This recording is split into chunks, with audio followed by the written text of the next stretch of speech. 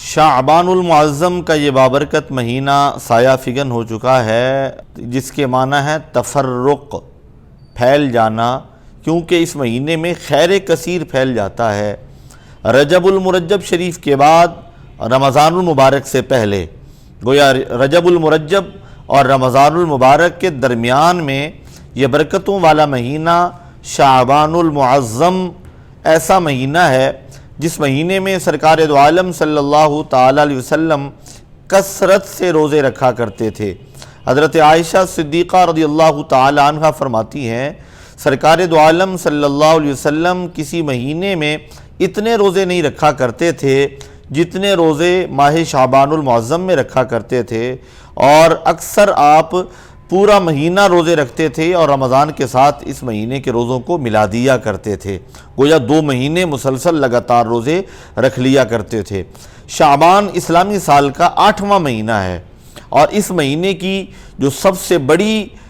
فضیلت اور برکت ہے وہ لیلہ مبارکہ ہے، جسے شب براءت کہا جاتا ہے۔ اس پر انشاءاللہ تفصیلی بات ہوگی۔ اس ماہ مبارک میں سرکار دو عالم صلی اللہ علیہ وسلم نے جو خاص چیزیں ہیں وہ عرض کر رہا ہوں۔ اس ماہ مبارک میں حضور رحمت عالم صلی اللہ علیہ وسلم نے حضرت حفصہ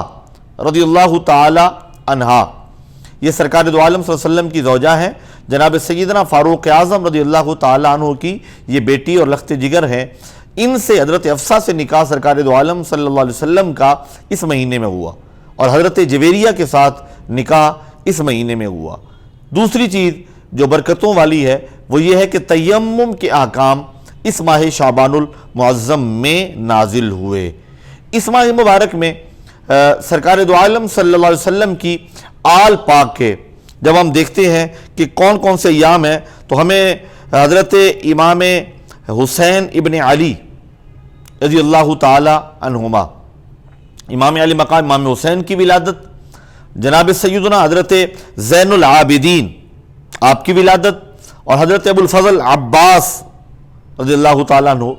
جو ہے ان کی ولادت ہوئی، یعنی ان 3 ہستیوں کی ولادت ہمیں آل بیت رسول میں سے جو ہے ان کی یہ ملتی ہے۔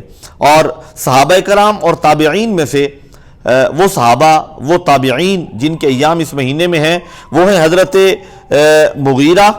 رضی اللہ تعالیٰ عنہ، حضرت انس رضی اللہ تعالیٰ عنہ، اور حضرت ارباز بن ساریہ رضی اللہ تعالیٰ عنہ، اور امام الائمہ حضرت امام اعظم ابو حنیفہ،